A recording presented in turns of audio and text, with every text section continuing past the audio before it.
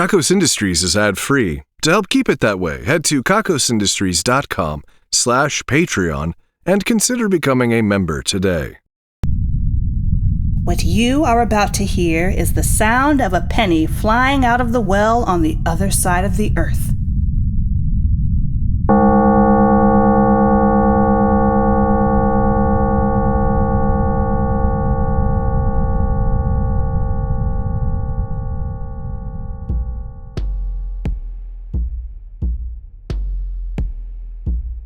Hello and welcome to the Kakos Industries corporate shareholder announcements.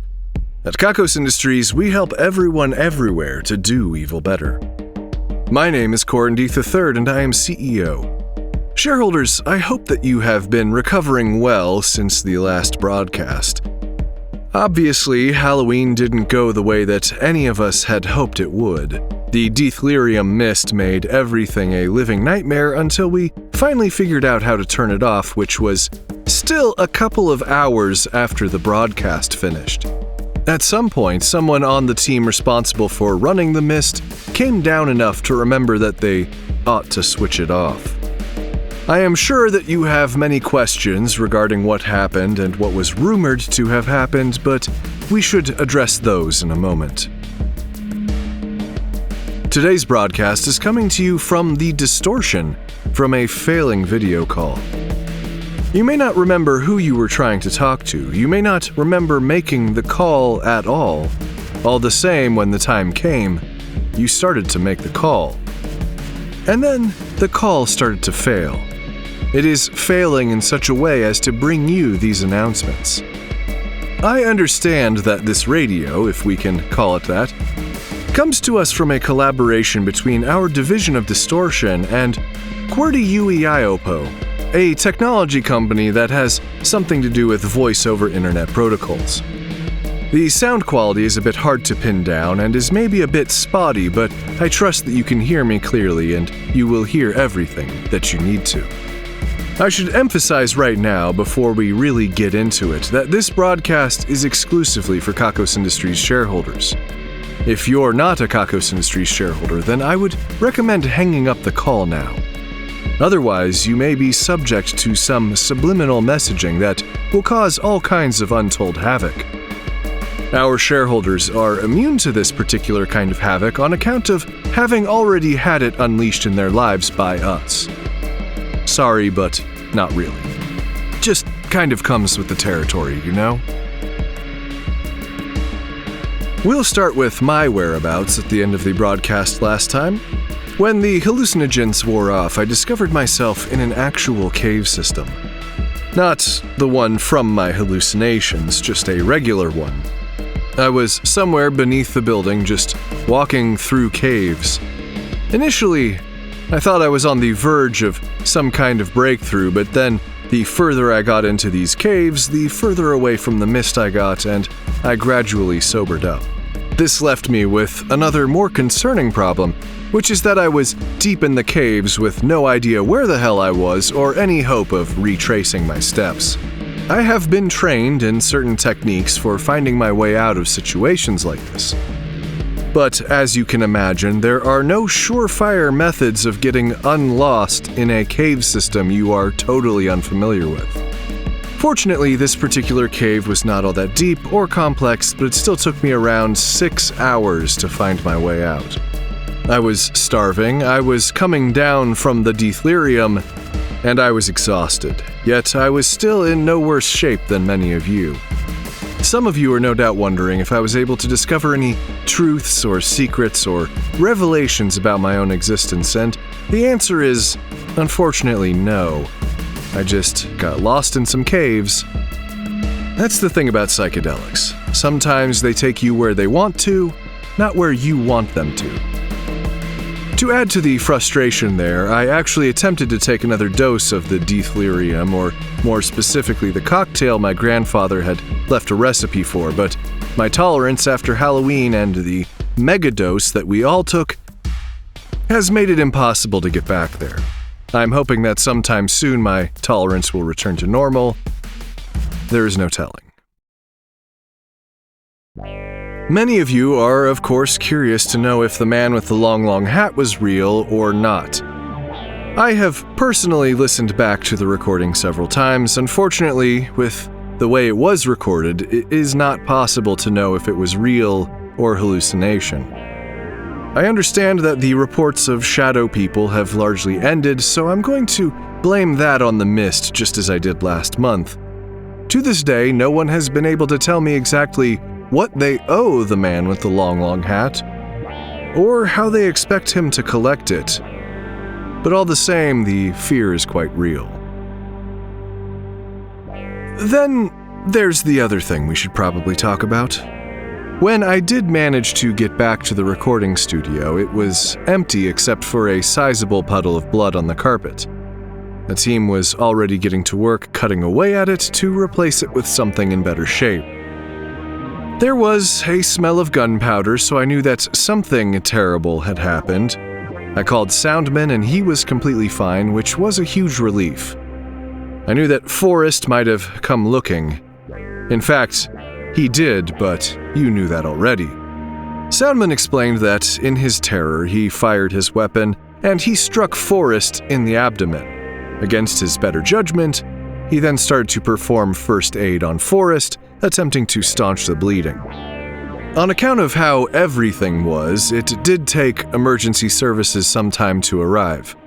They carted him off to the infirmary, where I understand the board told them to spare no expense in saving him.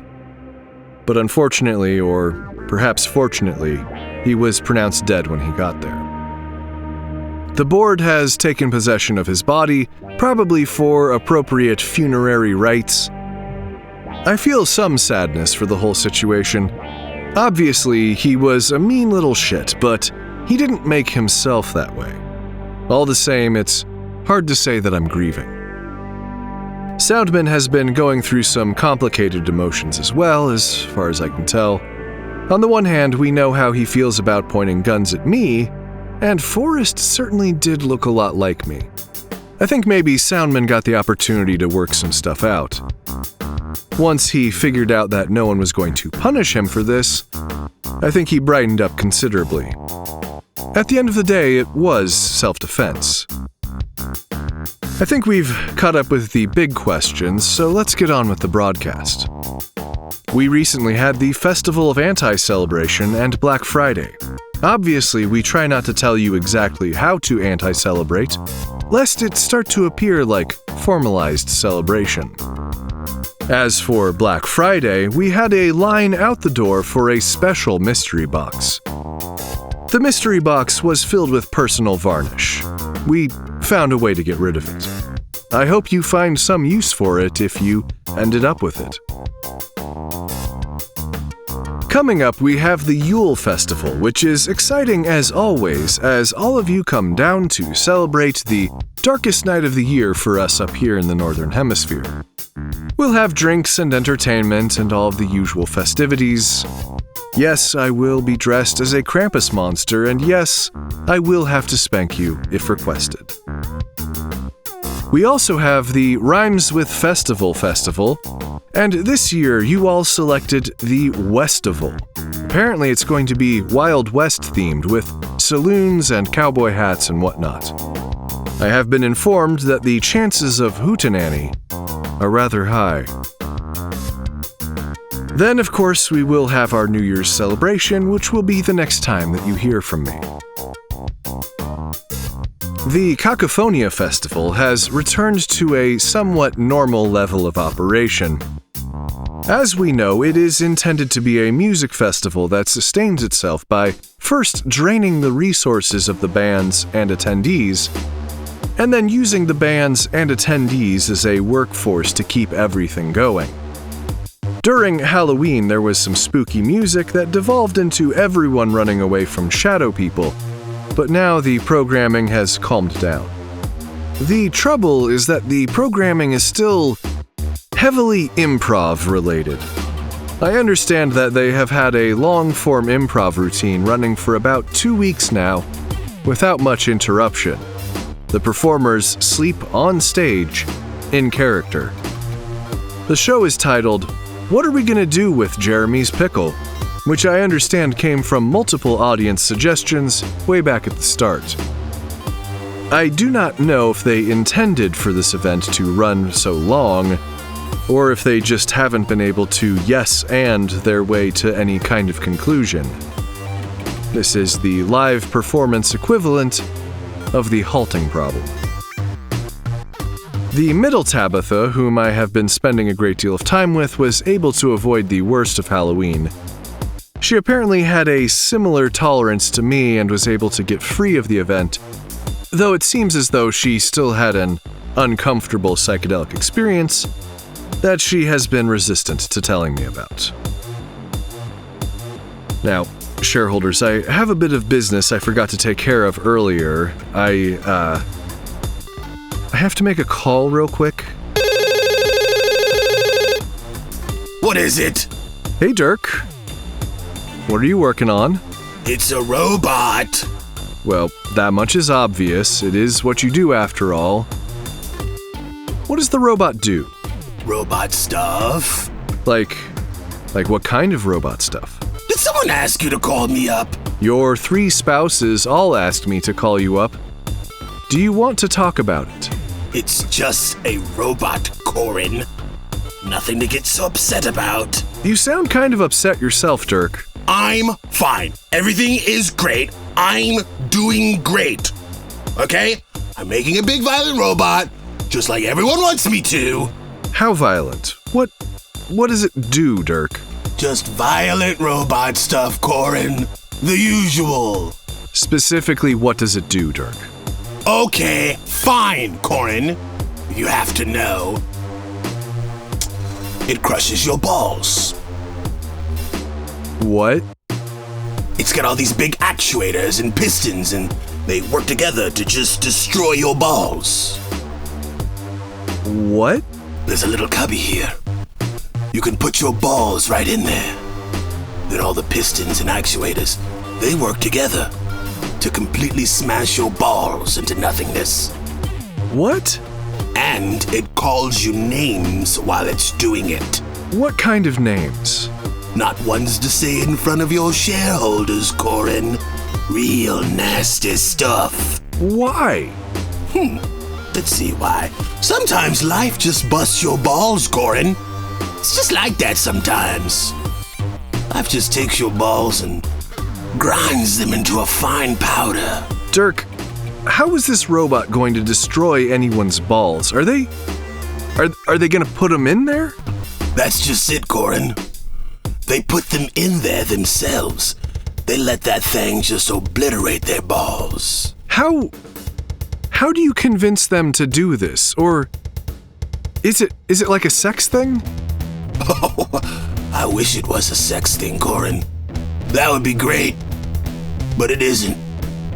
No. It just calls you names and pulverizes your nads. How is this going to work? Well, you just sidle up into it, and it crushes your balls with pistons and stuff. Your family wants you to step away from the machine, Dirk. They're worried. It's just a statement, Corin. Jeez. Like performance art. I know that you're upset about losing Mr. Billy's. He was the best damn hamster, Corin. He was the best friend a roboticist could have. And he wasn't even mechanical. You know they don't live that long, Dirk. This was bound to happen. It's just like life has taken my balls and Adam smashed them out of existence. I'm sorry, Dirk. It will get better, though. Sure, Corin, sure. Okay. I guess maybe this was some high-concept nonsense. Go spend some time with your family, Dirk. Fine. I'll do that. That's a smart idea. And maybe I'll put Mr. Billy's in the balls cubby and send him off with a robotic salute. I guess that makes sense. Thanks, Corin. I'll talk to you later. Anytime, Dirk. Okay, back to the usual announcements. Soundman has just reminded me that I forgot to talk about the Matmos and Kimmy things are still getting weird. The Matmos twins are still doing actual work 1 or 2 days a week in business casual. It is a strange sight. Kimmy has informed me that as much as she would like to just dump the pools back into each other, a slow trickle is the only way to achieve the right results with the least amount of chaos. Various Matmos carriers have been showing up to work for the first time in years still. We've been doing our best to meet their needs and get them back into the workforce. A lot of them have also needed extensive dental work. We'll bill them for it later. It's now time for today's Q&A segment. Today's Q is, where is the best place to relax at D'Arkos Industries? This depends once again on what your exact definition of relaxation is. We have a basement that essentially functions as an opium den. Many of the people down there are pretty relaxed, at least at the moment. That's probably not your kind of relaxation, though. We also have the D'Arkos Spa, which offers a full spa experience, complete with hot tubs and massages and cucumber slices. It's not my thing, but a lot of people really love it. Then, of course, we have the various lawns and the friendly lake, many of which offer an unspoiled experience of nature, which many people find to be quite serene. It is definitely possible to relax at D'Arkos Industries. I just don't know if it's wise. I have news from the Division of Erotic Experiences. Progress on the Satisficer is moving along slowly, but they have started a parallel project. I understand that this has a niche appeal. Apparently, they liked the sound of my hallucination from last time so much that they are designing this separate sex toy to slurp up whole dudes.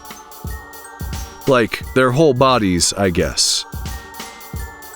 Yes, Soundmen, I know what the kink is called. So do the shareholders. There are also some rumblings that they may be considering yet another device that gently squishes you between giant toes, or, well, giant breasts. On the one hand, I'm glad their trip was informative. On the other hand, well, it feels a bit personal for some reason. Meredith Gorgoro, the overseer in our Hell labor camp, has continued to experiment on the crystals they've found that glow when you breathe on them. We did send down a probe that was able to take a sample. We want to make sure that this crystal formation doesn't have the hallucinatory effects of the last glowing thing. We're also beginning to wonder if there's something about this cave system that was able to preserve weird ancient life in various glowing formats. If this is another one, well, we better keep an eye on it. The researchers down in the cave system are still slowly tracing the outline of the glowing stones to see if they can learn more about that formation. The Division of Kaiju Battle Reenactment has recently reenacted The Disposal versus The Recycler. These were both half-machine monsters that were originally designed to help with waste disposal in various ways. They were working at a garbage dump together when apparently something went wrong between them, and they had it out. The reenactment captured a lot of the details of the original fight, including the ending, which is a bit ambiguous. No one was there to see exactly what happened at the end, but the meat parts of both monsters were turned into a uniform slurry, and the machine parts were taken apart and organized by their components. The division of figuring out what all of these keys go to finally unlocked the suitcase that was left over from the plane crash some number of years ago. Inside was a variety of sweaters, all water damaged. They have been auctioned, and apparently the story behind them was more valuable than the logos for once. I have news from the Division of Secret Societies. I now know what personal varnish is, and I wish I didn't. Many of you got some and know as well. Winona Grimble, our operative inside the Miss Belle of the Ball pageant, has certainly impressed her peers with her sales, but things are looking a bit suspicious at the moment. She apparently outperformed the next best Hunbot by almost 100%. We may need to be less heavy-handed in our approach. Some research would have served us well. It's time for today's Employee Spotlight. Today we are highlighting Bao Bakari from the Division of Shredding. They paused destroying the evidence for a few minutes to deliver a blistering guitar solo. And we all needed that. Thank you for what you do, Bao Bakari. They say that evil once cheated at the game on your behalf just to sow discord. This is things we're taking credit for now. Today we are taking credit for dragons shooting lasers from their eyeballs, wizards shooting fire from their glowing staves, and the disappointment that neither of these things is real. Now you might be saying that we can't possibly be responsible for the non-existence of magic, and I say, fucking prove it. You can't, can you? Might be better for you to just believe us, huh? Pethrai D'Arkos has won today's Ruin a Life drawing. As a result, the life of D'Arkos' nemesis will be ruined. That nemesis is Mel Hartman. We gave the Wheel of Misery an effortless spin, and it landed on the space for unfashionable. I think we can see where this is going, but I need to emphasize something right at the top. You can't just make someone 0% fashionable. You can't max them out on unfashionableness. If you try, well, a lot of times it ends up making them more fashionable. We will be aiming to reduce Hartman's fashion sense by a solid 20%, but we dare not go any lower on the off chance that we somehow make this person more fashionable. Likewise, we have to be careful about D'Arkos as well. For evil measure, we will be making D'Arkos 60% more fashionable, which might be a bigger issue than it sounds like. Congratulations on the win and best of luck. The Damnation and Ruination Squad, that team tasked with carrying out the Wheel of Misery's dictates, is currently doing their job around Kakos and elsewhere, wearing squash guts. On the one hand, I like this one because it's cheap. On the other hand, the cleanup is a bit of a problem. And also, squash guts do not do anything about their nudity, nor do the guts help with the aroma.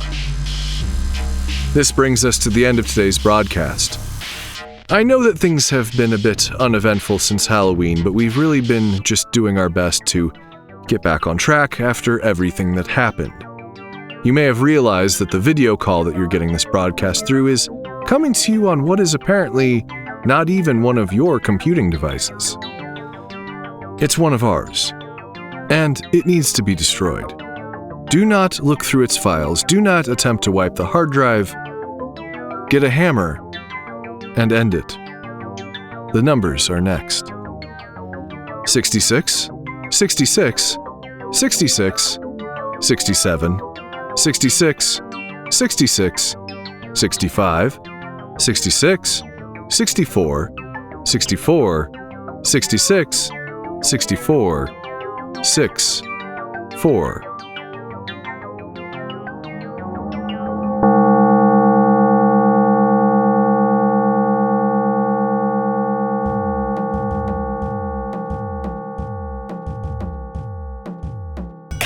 Industries is written and produced by Conrad Miszuk, who is also the voice of Corin Deeth and the composer of the music.